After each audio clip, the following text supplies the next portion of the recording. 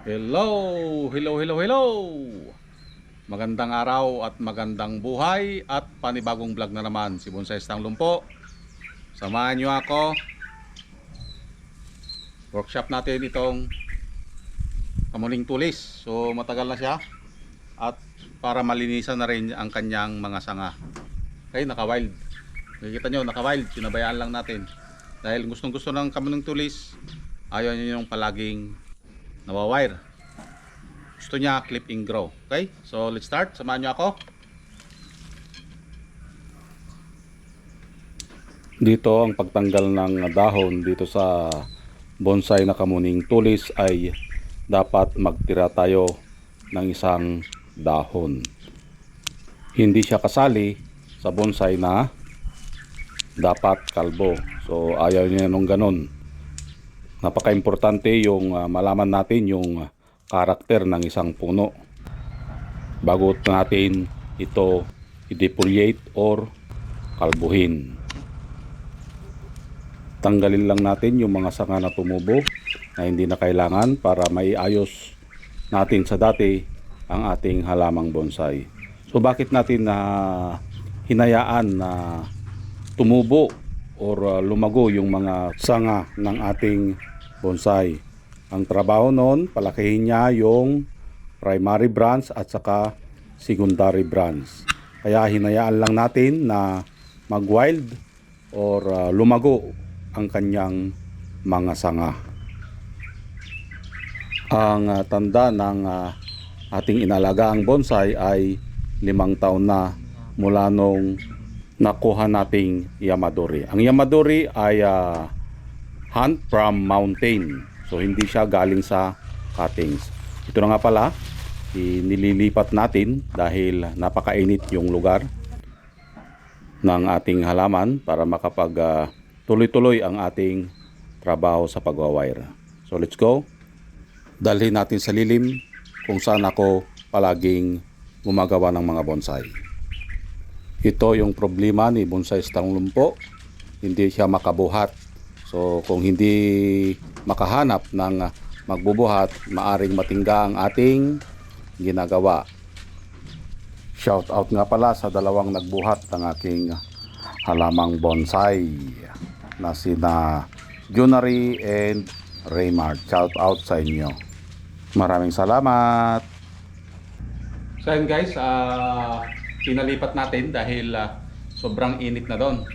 So kaninang umaga kasi hindi tayo nakapaghanap ng magbubuhat. So ngayon lang tayo nakahanap at sobrang init, hindi tayo makagawa. So balik ulit natin dito sa aking workshop area. So let's start. Ayan, balik ulit tayo sa pagwawire kung saan ay yung mga tumubong mga sanga na bago ay maiayos ulit para magkaroon ulit ng sayaw. So mapapansin nyo, pakapal na lang pakapal ang ating halamang bonsai dito dahil hinayaan lang natin na mag-wild. Sa pagkakatanda ko, 4 na buwan bago natin ulit ginalaw itong halaman na ito. So putol-putol lang ng mga sanga, yung mga hindi na dapat kailangan tanggalin na. Tapos yung mga kailangan pa natin dapat nating iwan para lumaki pa ang mga sanga. So hindi pare-parehas ang laki ng ating mga sanga dito dahil yung iba kinukontrol natin yung kanyang paglaki. So ganun lang, dapat i-control mo din yung paglaki ng sanga, lalong lalo sa parteng taas dahil ang parting taas, yun ang pinaka malakas na parte ng ating puno dahil doon palagi natatamaan ng sinag ng araw. So kung mapapansin nyo dito, kung saan tayo nag-umpisa mag-wire ay sa parting baba. So ganoon lang, mauna ka sa parting baba hanggang sa pataas na ng pataas. Yon. Natapos na din nating ayusan. So ito yung kanyang kinalabasan. kung mapapansin nyo, hindi tayo nagputol dito sa parting sanga na ito. Dahil, tulad nga ng sinabi ko, pag nagputol tayo, mas matagal tayong mabuo ang isang sanga pag ito ay laging pinuputulan. Parang pag-ibig mo. Pag pinutol mo ang komunikasyon, matagal mabuo. Parang yung kakilala ko dyan, wala na. Nadamay na naman yung kakilala ko. Okay? Tapos dito sa parting ulo, ito na lang yung babantayan natin na i-develop. Okay?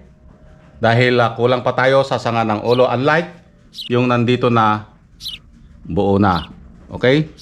Siguro naman pag buo na ito, itong part na ito ay buo na din. Okay? Kaya alagaan natin yung ulo na yon. Yun ang palagi nating bantayan para mabuo. Agoy. Shout out sa mga may inaalagaang ulo. Alagaan nyo yung ulo. Baka mapunta sa iba. Patay na naman. So yan guys, kung iikutin natin, ito yung magiging kanyang itsura. Ayan. Tingnan nyo yung kanyang back branch. So, pakapalin lang natin ang mga sanga dito at patubuan ng mga twigs para lalong kumapal ang sanga ng ating halamang bonsai. Ayun. So nakita nyo na guys yung kanyang itsura pag i-360 natin. Okay? So tulad nga ng sinabi ko, ang kamuning tulis ay isa sa pinaka matagal mabuo, matagal lumaki ang kanyang mga sanga dahil isa siyang hardwood na bonsai. Okay? Siguro magantay pa tayo ng 2 taon hanggang sa mabuo itong ulo na ito at saka itong part na ito. Ito lang yung patabain natin. Okay? So dito naman na may may balance na siya. So hanggang sa muli, maraming salamat at nakarating tayo sa dulo ng aking video. Shout out sa mga may inalaga ang ulo dyan. Katulad ng bonsai nito, puntahin natin. Baka mapunta sa iba. Hanggang sa muli. Bye-bye. We love you.